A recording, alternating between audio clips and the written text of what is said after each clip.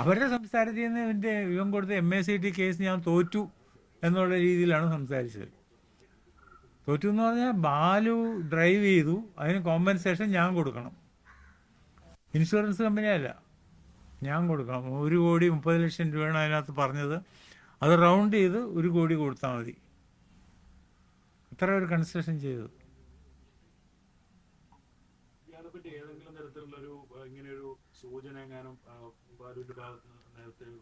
ഇല്ല ഇല്ല, മരണശേഷം ഉണ്ടായി.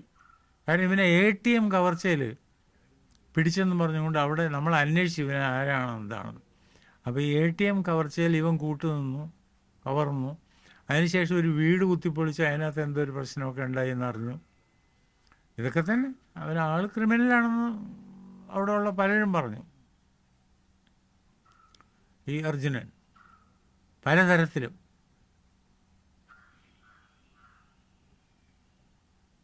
അപ്പം എന്തൊക്കെയാണ് അവൻ ചെയ്തിട്ടുള്ളതെന്നുള്ളതിനെ കുറിച്ച് നമുക്ക് വേറെ വിവരം. നമ്മളെ ഇൻവെസ്റ്റിഗേറ്റിംഗ് ഏജൻസി ഒന്നും അല്ലല്ലോ, അതിനെ ഇൻവെസ്റ്റിഗേറ്റ് ചെയ്യാനുള്ള പവറും ഇല്ല.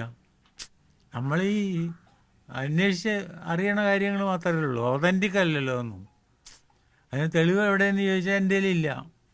നേരത്തെ അച്ഛൻ പറഞ്ഞിട്ടുള്ളതാണ് ഈ അർജുൻ എങ്ങനെയാണ് ബാലഭാസ്കറിന്റെ കൂടെ എത്തുന്നത് എന്ന് പറഞ്ഞാൽ അവൻ ഈ പിന്നെ പൂന്തോട്ടം എന്നും പറഞ്ഞുകൊണ്ട് ഒരു ആയുർവേദ ആശുപത്രി ചെർപ്പളശ്ശേരിയിലുണ്ട്. അവിടുത്തെ ഡോക്ടർ രവീന്ദ്രൻ്റെ അനന്തരവനാണ് ഈ അർജുനൻ എന്ന് പറയുന്നത്. അനന്തരവൻ എന്ന് പറഞ്ഞാൽ പെങ്ങളുടെ മകൻ. അപ്പോൾ ഇവൻ അവിടെ ചികിത്സയ്ക്കൊക്കെ പോയി അവരോട്ടൊക്കെ കമ്പനിയായി. അങ്ങനെയാണ് ഇവൻ ബാലുവിൻ്റെ അടുത്ത് എത്തിയതെന്നാണ് പറയണത്.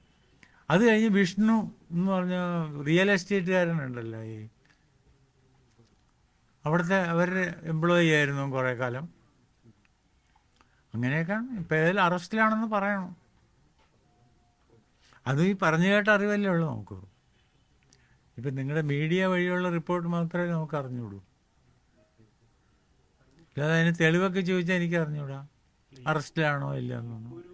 സ്പെസിഫിക് ആയിട്ടുള്ള തെളിവ് കിട്ടിയിട്ടുണ്ട്, ഇയാൾ ഇങ്ങനെ ഒരു സ്വർണ്ണക്കടത്തിന്റെ ഭാഗമാണെന്ന് മനസ്സിലായിട്ടുണ്ട്. ഇത് CBI-യോട് കൂടുതൽ കാര്യങ്ങൾ അന്വേഷിക്കുന്നതിനൊക്കെ ആവശ്യപ്പെടാൻ കഴിയില്ല? അങ്ങനെ ഒരു ചെയ്യണം. അത് വക്കീലൊക്കെ ആലോചിച്ച് ചെയ്യും. അവർ അവർ അന്വേഷിക്കില്ല എന്നുള്ളത് വേറെ കാര്യം.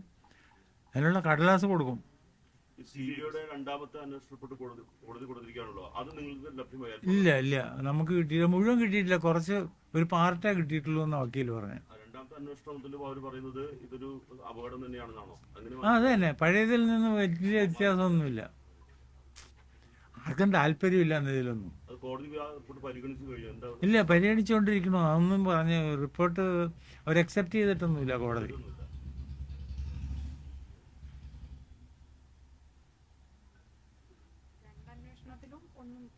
ഇല്ല എന്ന് പറയണം. ഇപ്പം നമുക്കെന്ത് പറയാൻ പറ്റും? പക്ഷെ ഉണ്ടെന്നുള്ളത് ഉറപ്പാണ്. നമ്മൾ വിശ്വസിക്കുന്നു, മനസ്സ് പറയണം ഉണ്ടെന്ന്. അച്ഛൻ മനസ്സിലാക്കിയ കാര്യങ്ങൾ വെച്ച് ബാലുവിനെ അവരിങ്ങനെ ടാർഗറ്റ് ചെയ്തിട്ടുണ്ടെങ്കിൽ, ലക്ഷ്യം വെച്ചിട്ടുണ്ടെങ്കിൽ അതിന്റെ ഒരു കാരണം എന്താണെന്നാണ് ഇതുവരെയുള്ള ഒരു ഇതിൽ കാരണം? അവർക്ക് ഒരാളെ മറ്റേ പൈസ വേണം. ഇവൻ്റെ കാശ് ഉണ്ടായിരുന്നു. ആ കാശൊക്കെ ഓരോരുത്തർ മറ്റേ വിഷ്ണു തന്നെ CBIക്ക് സ്റ്റേറ്റ്മെൻറ്റ് കൊടുത്തേക്കണം. 50 ലക്ഷം രൂപ വാങ്ങിച്ചിട്ടുണ്ട് ബാലുവിൻ്റെ അടുത്ത് നിന്ന്. അത് 50 ആണോ എത്രയാണോ? അതേപോലെ തന്നെ മറ്റേ പൂന്തോട്ടത്തിലുള്ള അവരും ഒരുപാട് കാശൊക്കെ വാങ്ങിച്ചിട്ടുണ്ട്. കടമായിട്ടായിരിക്കും. അല്ല അവനെങ്ങനെ? ഇല്ല, അവര് പറഞ്ഞത് ലക്ഷ്മിക്ക് കൊടുക്കുമെന്നാണ്, അവൻ്റെ ഭാര്യയ്ക്ക് കൊടുത്തോളാം എന്നാണ് വിഷ്ണു ഒക്കെ പറഞ്ഞേക്കണേ. നമുക്കൊന്നും കിട്ടിയിട്ടൊന്നുമില്ല, നമ്മൾ ചോദിച്ചിട്ടുമില്ല ആരോടും. ഇല്ല, ലക്ഷ്മിയായിട്ട് യാതൊരു കോണ്ടാക്റ്റും ഇല്ല. അവൾ നമ്മളെ ബോയ്ക്കോട്ട് ചെയ്തിരിക്കുകയാണ്. അവർ നമ്മളോട് സംസാരിക്കുമോ, നമ്മൾ അങ്ങോട്ട് വിളിച്ച് അവർ ഫോൺ എടുക്കുമോ, ഒന്നും ചെയ്യില്ല. എന്താണ് കാര്യമെന്ന് അറിഞ്ഞൂടാ. ഇപ്പം നമ്മൾ വിളിക്കാറില്ല അവരെ. അവർക്ക് താല്പര്യമില്ല നമ്മളോട് സംസാരിക്കാനൊന്നും.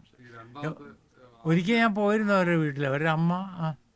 ആദ്യത്തെ അന്വേഷണം പൂർത്തിയായതിനു ശേഷം രണ്ടാമത് ആവശ്യപ്പെട്ടനുസരിച്ച് കോടതി രണ്ടാമത് പുനരന്വേഷണത്തിൽ എങ്ങനെയാണ് അതില് വിശ്വാസം? അല്ല, വിശ്വാസത്തിന്റെ കാര്യമില്ലല്ലോ ഇതിനകത്ത്.